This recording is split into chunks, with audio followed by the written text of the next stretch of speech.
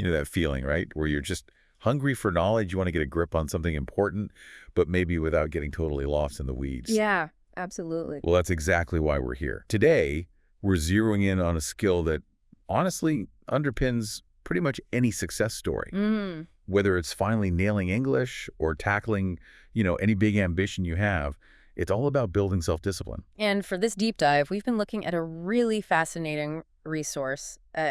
It's a transcript from a YouTube podcast. Yeah. And it's just packed with practical, actionable strategies for cultivating this essential ability. Right. So think of this as your shortcut maybe to the core ideas and how you can actually start putting them into practice in your own life. Exactly. Our mission today is simple. Give you the distilled essence, the real-world techniques you can use to strengthen your self-discipline. Yeah. We want you to walk away not just knowing why it's important, but with concrete ways to build it into your day-to-day. Definitely. And the source material really kicks things off with a powerful truth, doesn't it? It does. That it's consistent self-discipline, maybe more than just those fleeting bursts of motivation, that truly determines whether we hit our goals or not. Yeah, they even start by asking that question, what's the thing that makes or breaks success? Which just rings true immediately. That initial excitement for a new goal, it's great, but we all know it can fade, right? Oh, for sure. And this source openly shares that that very relatable feeling of struggling to stay on track, feeling less disciplined than you'd like. I think that hits home for a lot of us. Absolutely. I can definitely relate to that. And that's why digging into this feels so relevant right now. So we're going to pull out those hands-on tips, the ones you can directly apply to your English learning, yes, but also really to any area where you're aiming high. We'll touch on keeping motivation up, but the main focus, like you said, is understanding why self-discipline is really that solid foundation for lasting achievement. Okay, ready to dive in. Let's do it. So the source material starts with something really fundamental. The power of tiny habits. Okay, tiny habits. Right. The source really hammers this home. Start with actions that feel almost, ridiculously small. Yeah. They even share that classic scenario, Yeah. setting those huge New Year's resolutions, going all out on day one. And then what happens? Exactly. Feeling completely overwhelmed and giving up a few weeks later. Sound familiar? I know I've been there. Oh, it's such a common pattern. We get excited, set these massive targets, and just the sheer scale of them feels, daunting, almost paralyzing sometimes. Yeah. And what the source points out so effectively is the leverage you get from starting small, almost laughably small. Like how small? Well, I'll give a great example. Committing to just 5 minutes of exercise, or, crucially for many listening, just 5 minutes of dedicated English practice each day. Right. 5 minutes. That feels doable. It doesn't trigger that huge resistance like, say, planning a full hour might. Precisely. And what's clever, as the source highlights, is how that tiny commitment builds momentum. It starts a positive cycle, even if it's small. Yeah, consistency. Exactly. And this lines up perfectly with James Clear's Atomic Habits, which the source mentions. That whole idea of making the habit so easy you just can't say no. That minimal daily effort done consistently, that's what compounds into really significant results over time. It's the power of those small, steady wins. It's like you trick yourself into starting. Sort of. It bypasses our natural resistance to big changes. Once you've started that 5 minutes, it often feels easier to just keep going a bit longer anyway. And I love how the source describes it. These tiny habits just naturally weave their way into your routine. Yeah. It stops being this huge mental battle of, I must be disciplined, and it just becomes something you do almost automatic, less forced. Precisely. Which actually leads smoothly into the next really critical idea they discuss, shifting our focus from just having goals to building robust systems. Okay, systems, not just goals. This sounds really interesting because, the source draws a very clear line here. Just wanting something like, being fluent in English or hitting a fitness goal, it's just not enough on its own, is it? Not at all. They use that very relatable example. Wanting to lose weight, but having zero actual plan for how to make it happen. It's just wishful thinking without a roadmap. Right, just a vague desire.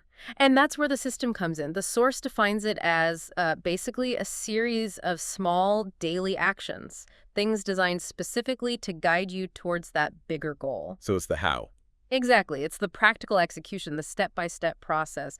Think of it like the engine driving you, while the goal is just the destination on the map. Okay, and they gave some good examples for English learners too, didn't they? Yeah, really useful ones. Instead of just, I want better English, the system might be, I'll practice vocab for 10 minutes every morning, or I'll listen to an English podcast during my commute. Tangible, repeatable actions. Right, the beauty of these systems, as the source points out, is they become more automatic over time. Less effort required.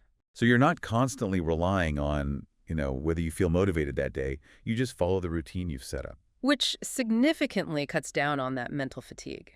That feeling of having to constantly decide what to do next. You build a predictable path. That's such a key insight, because when you focus on the routine, the system itself, you're not constantly stressing about the big outcome, are you? Not as much, no. You kind of develop this trust that if you just keep doing the small things, you will eventually get there. It takes the pressure off the scary goal. Exactly right.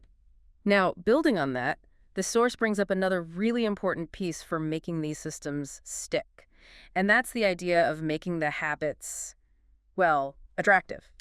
Making them enjoyable. That sounds crucial. It really is. Okay, so the core idea is to actively make whatever habit you're building something you actually look forward to, or at least don't dread. Pretty much. The source shares a personal story about initially dreading exercise, but then transforming it by listening to favorite music or watching engaging TV shows during, say, stretching or lighter activity. Suddenly, it shifted. From a chore to something.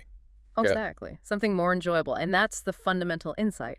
When we link positive experiences with a habit, we're way more likely to stick with it.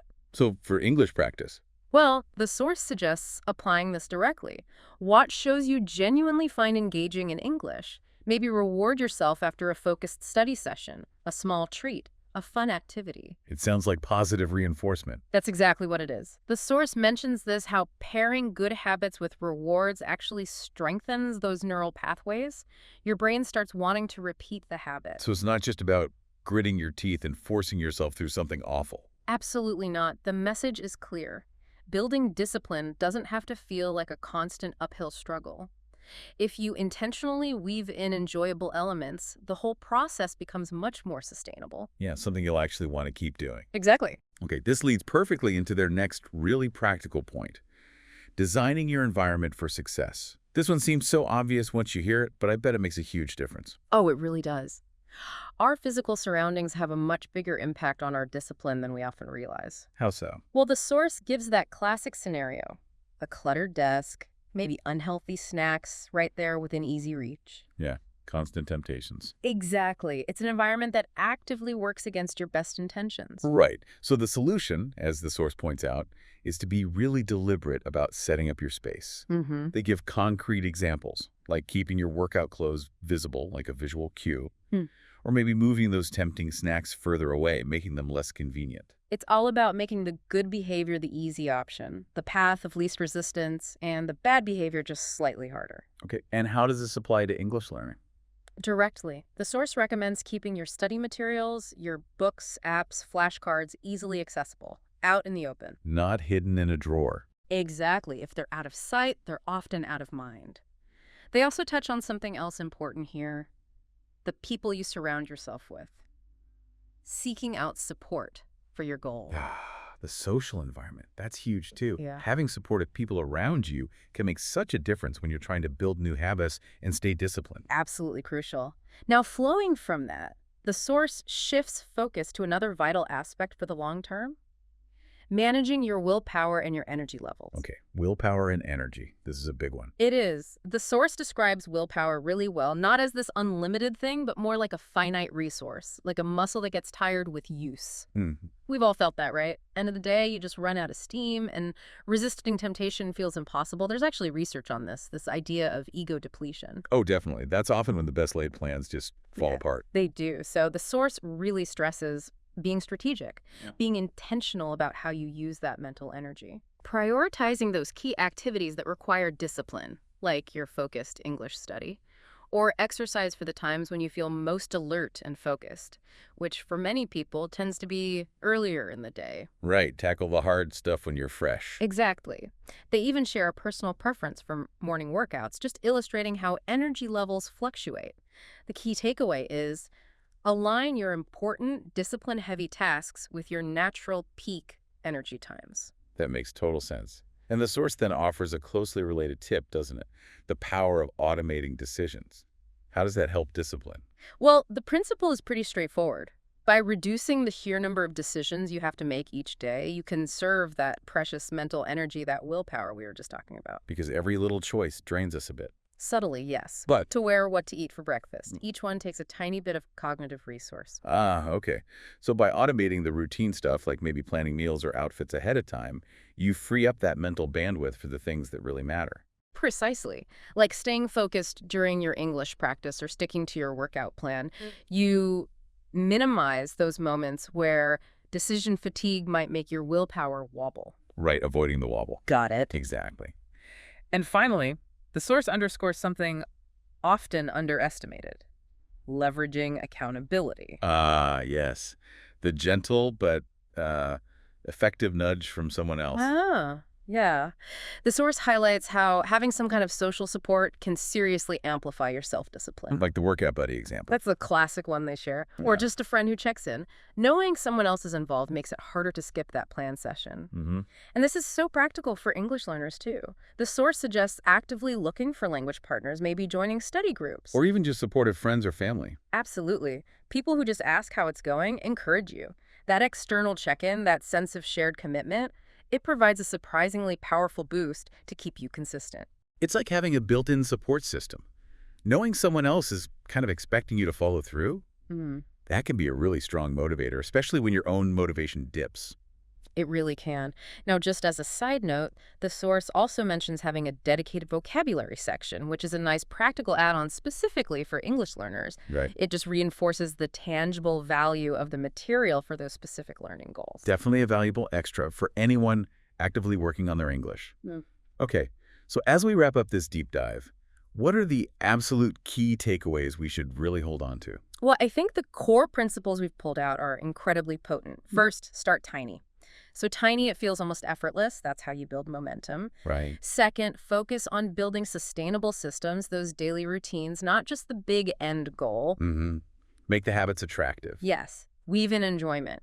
Then design your environment to support you, minimize those distractions. And manage that willpower. Be smart about your energy. Tackle the tough stuff when you're at your pick. Automate routine decisions to save mental energy. And finally, accountability. Don't underestimate the power of sharing your goals and progress with others. It adds that layer of support and motivation. such incredibly practical stuff. And it applies whether you're aiming for English fluency, a fitness goal, or really any personal ambition, doesn't it? Absolutely. It really drives home that self-discipline isn't some, magic quality you're born with. It's a skill, something you can actively develop and strengthen. Exactly. And with that in mind, maybe here's something for you listening to consider.